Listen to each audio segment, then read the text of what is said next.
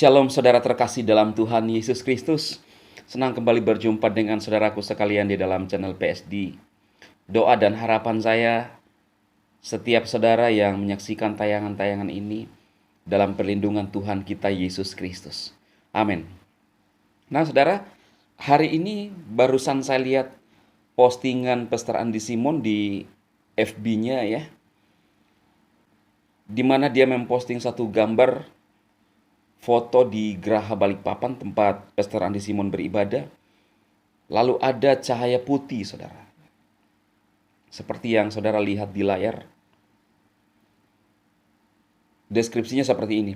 Saat jam ibadah, tapi dilarang oleh oknum RT, tiba-tiba terjadi penampakan yang tidak biasa di depan gedung pintu gerbang Geraha YS, wilayah Balikpapan Tengah, Kelurahan Mekarsari, RT 21. Pertanda apakah? Apakah yang terjadi?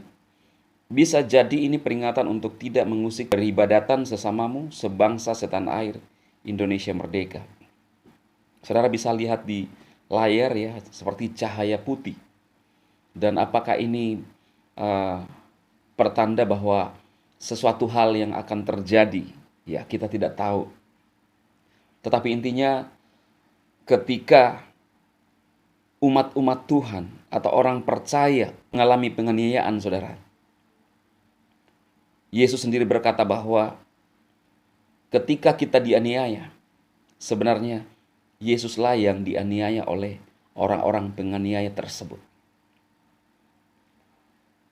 Kalau saudara lihat di dalam Kisah Para Rasul 9 ayat 1 sampai 19, di sana tentang pertobatan Rasul Paulus. Rasul Paulus ingin berencana untuk menganiaya murid-murid Tuhan. Sementara itu berkobar-kobar hati Saulus untuk mengancam dan membunuh murid-murid Tuhan. Ia menghadap imam besar dan meminta surat kuasa daripadanya untuk dibawa kepada majelis-majelis Yahudi di Damsyik, supaya jika ia menemukan laki-laki atau perempuan yang mengikut jalan Tuhan, artinya jalan Tuhan Yesus, ia menangkap mereka dan membawa mereka ke Yerusalem. Dalam perjalanan ke Damsyik, ketika ia sudah dekat kota itu, tiba-tiba cahaya memancar dari langit mengelilingi dia. Ia rebah ke tanah dan kedengaranlah olehnya suatu suara yang berkata kepadanya, "Saulus, Saulus, mengapa engkau menganiaya aku?" Jawab Saulus, "Siapakah engkau, Tuhan?" Katanya, "Akulah Yesus yang engkau aniaya itu. Tetapi bangunlah dan pergilah ke dalam kota, di sana akan dikatakan kepadamu apa yang harus kau perbuat." Nah saudara, Tuhan menjumpai Rasul Paulus, seorang penganiaya, pengikut Tuhan Yesus pada saat itu.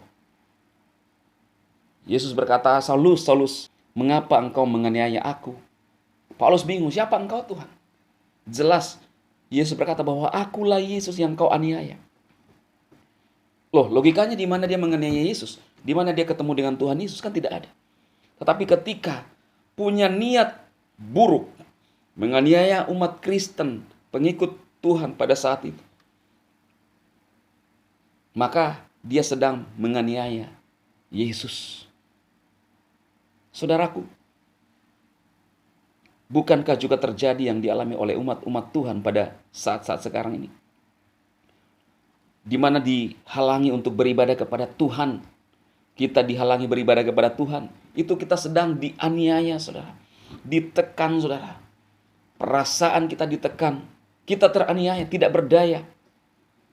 Tetapi percayalah, orang-orang yang melakukan itu, kita tidak berdoa untuk mereka akan ada sesuatu terjadi. Tidak.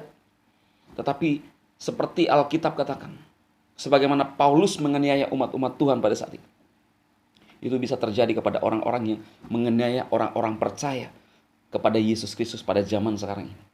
Itu sebabnya saudara, kalau yang terjadi di Geraha Balikpapan, ya kita nggak minta-minta, tetapi itu kedaulatan Tuhan, saudara. Jangan sampai ada sesuatu hal yang tidak diinginkan terjadi kepada orang-orang yang tidak memberikan ruang kepada umat-umat Tuhan, khususnya pengikut Yesus, untuk beribadah kepada Tuhan Yesus.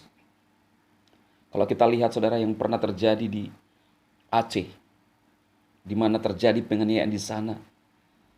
Orang-orang yang percaya kepada Kristus, saya mendengarkan ada kesaksian seorang hamba Tuhan yang diselamatkan. Luar biasa, saudara. Jangan sampai itu terjadi. Tidak ada yang kebetulan di dunia ini. Tetapi apa yang terjadi berkaitan ketika umat-umat Tuhan dianiaya, maka Yesuslah yang akan bertindak untuk setiap orang-orang yang melakukan penganiayaan itu. Kita berdoa yang terbaik tetap terjadi di bangsa ini, dan kuasa Tuhan bekerja sehingga nama Tuhan Yesus dimuliakan. Tuhan memberkati saudara, dan saya ingatkan sebentar malam kita live jam 10 malam waktu Indonesia Tengah, jam 9 malam waktu Indonesia Barat, dan jam 11 malam waktu Indonesia Timur. Saudara, jika punya waktu kesempatan, kita sama-sama berdoa, memuji dan menyembah Tuhan, menikmati hadirat Tuhan bersama dengan saya. Saudara, saya mengundang saudara semua untuk hadir bersama-sama. Tuhan berkati dan sukses senantiasa dan dipelihara oleh Tuhan kita Yesus Kristus. Amin.